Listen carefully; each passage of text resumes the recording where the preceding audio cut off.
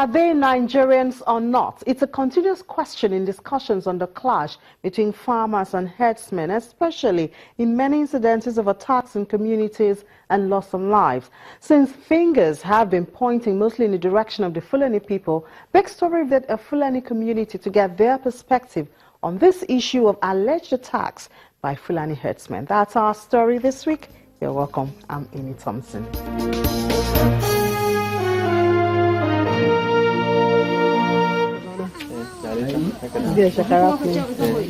In Chukum local government area of Kaduna State in northwest Nigeria, a typical setting of a Fulani community is in the outskirts of the area called Millennium City.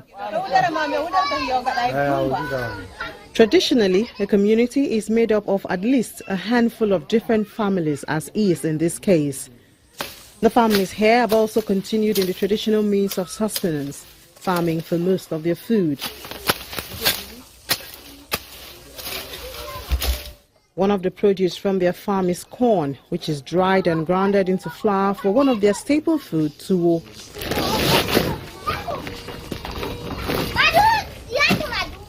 Mr. Abdullahi Haruna is not the pioneer of this community. He says even his grandfather grew up in this community. My grandparent, my father, my grandfather, they was born of them. We grown up here together with them here. So even me, they give birth me in this place community. They even bury them. Where our burial ground is somewhere around close to our community here. Actually, I don't have any problem being staying here as a Fulani, and I'm proud to be a Fulani person. If I have a problem, I sort it out within our family. And I don't have anything, like I say, any dangerous mental something that our people are condemning, are saying that we are very bad people. Apart from this thing that I hold in here with my hand now, I don't have anything that is complicated that's going to spoil my career or to spoil anything pertaining Fulani reputation in our culture. Although the families farm for their food, their main source of livelihood is cattle rearing.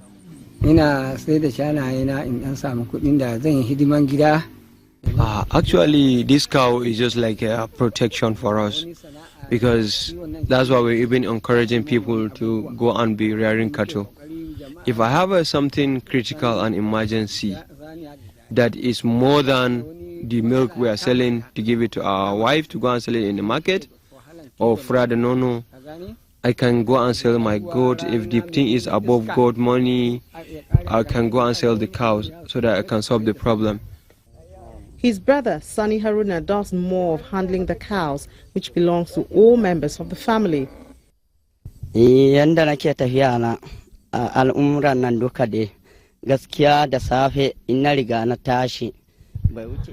Actually, I just wake up in the morning and check them. After checking them, I'll have to go and get milk on them. Then the milk I have to give it to my wives or my sisters or my mother to go to town and sell it. When they come back, then before they come back, at least we are coming back at the same time around 6-7 p.m. in the evening.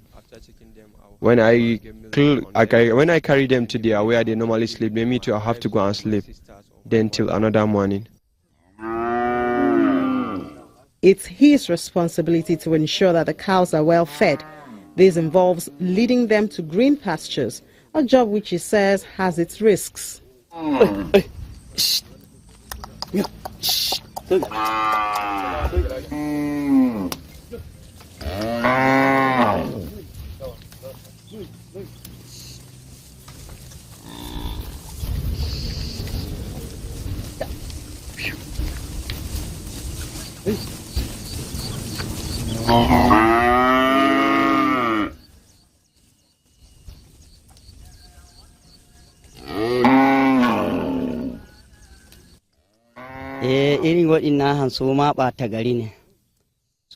Those Fulani herdsmen is not a real Fulani. The truth about the matter is that they doesn't have a base. All they after, like, if you ask them where they come from, they will not tell you. If you catch them, they will not tell you they are real bees. We are not praying to be meeting with that kind of people, because even us too, they are hunting us. In fact, they hunt us, they hunt our cows, they will kill us and carry our cow, run away with our cows. They will join them together with their own. So a real Fulani could not do that kind of thing to kill somebody, not even his own cultural person. A real Fulani, it doesn't belong to somebody. Like if somebody going to plant his farm, to go and enter his farm to eat, he's all what he planted for, his crops. Actually, I was praying for those people, that those bad people spoiling the nation, we call them spoiling the nation, to be in a good shape, and our government to put hand to help us to pitch them out in us, because many of people, they are thinking we are bad people. All of us Fulani, we are bad people. Well, we are not. One daily benefit of the cows is the milk. It's extracted for one of the delicacies of the Fulani people, Fura de Nunu.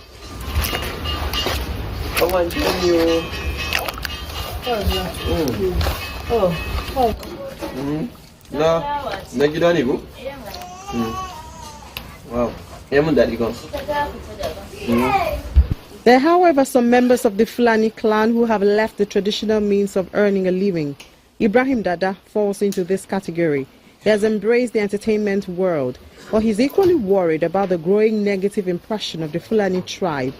He's quick to distance his tribe from the recent attacks, which has been recorded in different parts of Nigeria. Actually, those people that have been attacking people, killing people, robbing people, I don't think they are real Fulani.